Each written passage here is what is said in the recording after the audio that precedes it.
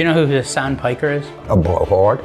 I think these guys failed so spectacularly. When you say progressive left, there's a tone of contempt there. I hope the camera was able to pick up the contempt.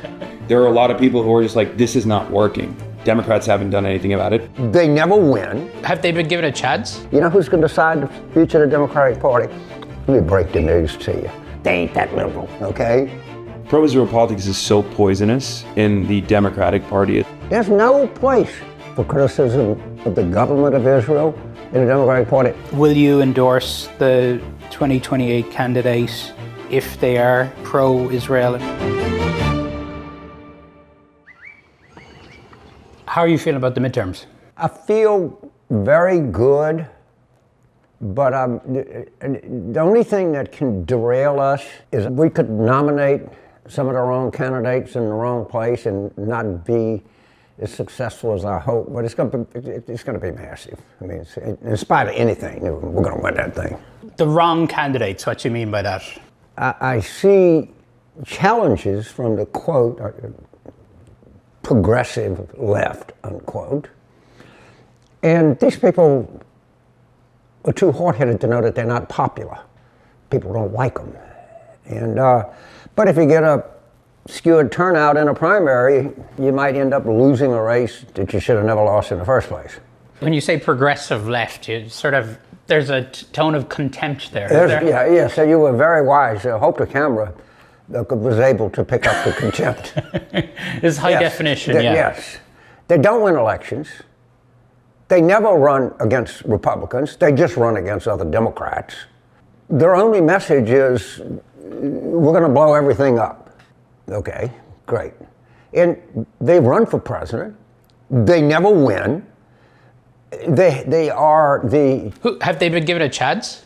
Huh? Who? Let's take over. Let's think of somebody. Bernie Sanders.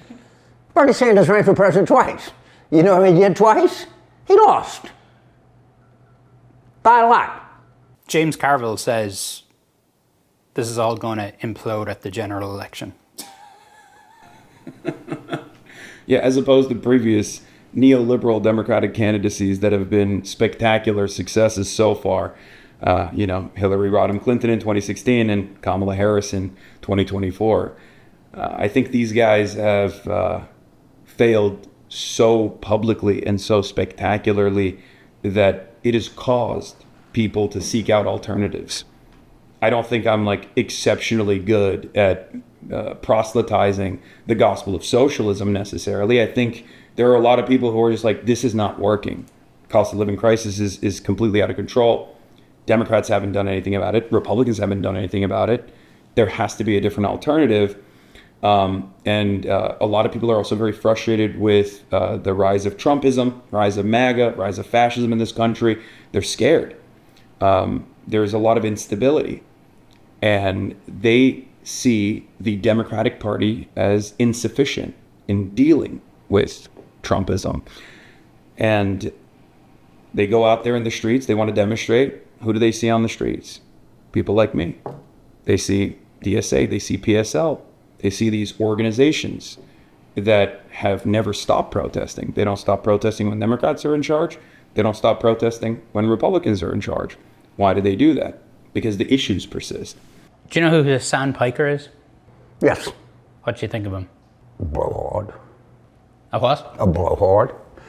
Name me one Democrat in a tough election that wants Hassan Piker to come in and campaign with him in a general election. Do you think that Talrico is going to invite Hassan Piker to come to Texas? I don't. You think John Ossoff is going to invite him to come? I don't. You think Roy Cooper? No. And I mean, he's a niche guy. Do you think, candidates that embrace you in the primary process might want to tuck you away in the general election? Maybe. But I think that would be a mistake.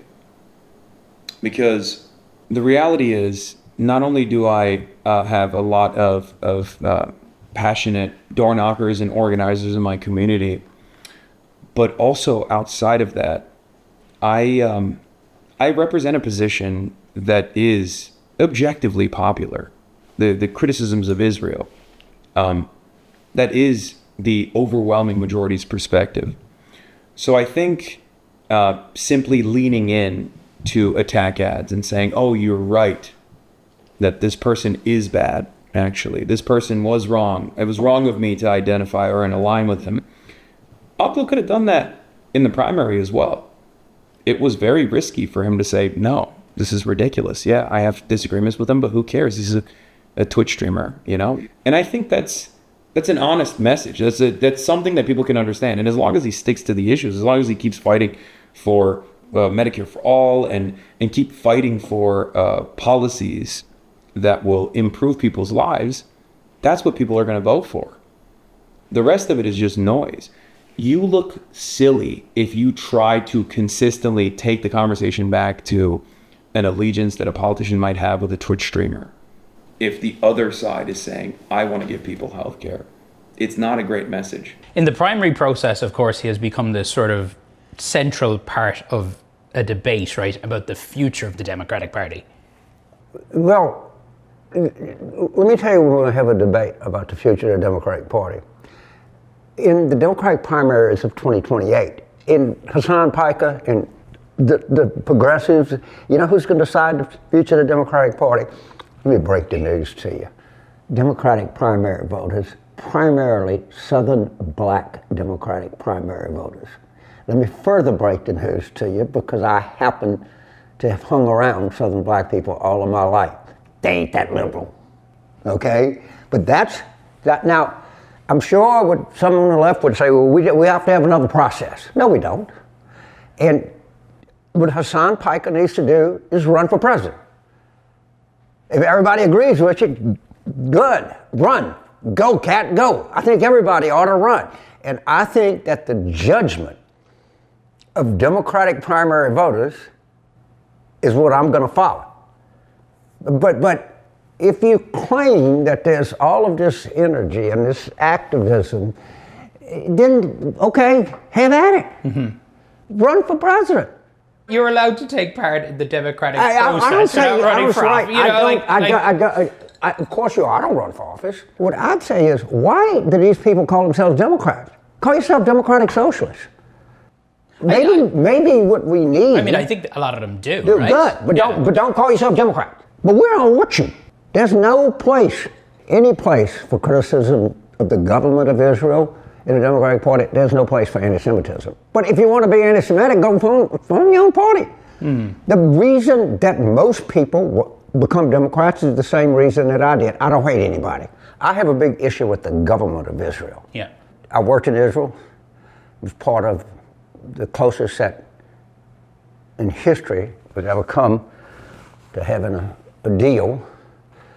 And I am a full supporter of the right of a Jewish state on the Eastern Mediterranean.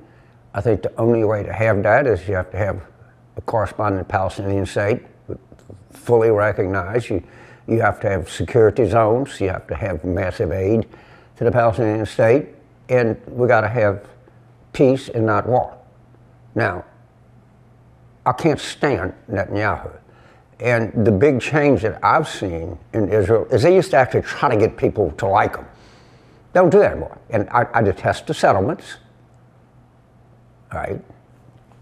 And I would love to see policy changes in the government of Israel.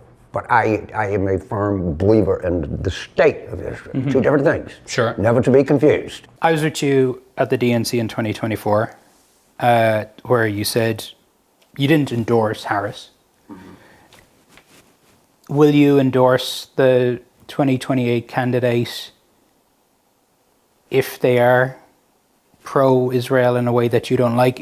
I mean, if you ultimately are about defeating fascism in this country as you describe it, MAGA, whatever, surely shouldn't you get on board with whoever the main candidate is? Luckily, I don't think I'm going to have to make that calculation at all. Because, again, pro-Israel politics is so poisonous in the Democratic Party especially, that there is, and I'm telling you right now as a promise, and you'll see, 0% chance that whoever the elected Democrat is that wins the primary will be pro-Israel in any way, shape, or form. And I will do everything in my power to make sure that that doesn't happen regardless, but I don't think I'll have to push too much. And you'll see. Rahm Emanuel is a great example of this. Rahm Emanuel himself is very critical of Israel now. Very, very critical of Israel. And it's clear that he has ambitions of higher office, and he sees which way the winds are blowing. It's not going to happen. So that's not even a problem. But I do warn, just as I did in 2019 with Joe Biden, that if we don't have a bold, progressive candidate as someone who can take advantage of the momentum of the growing socialist movement in this country, seek to improve the material conditions of the working class in this country, it's going to be worse than Donald Trump next time around. Just as Donald Trump 2 was far worse than Donald Trump 1.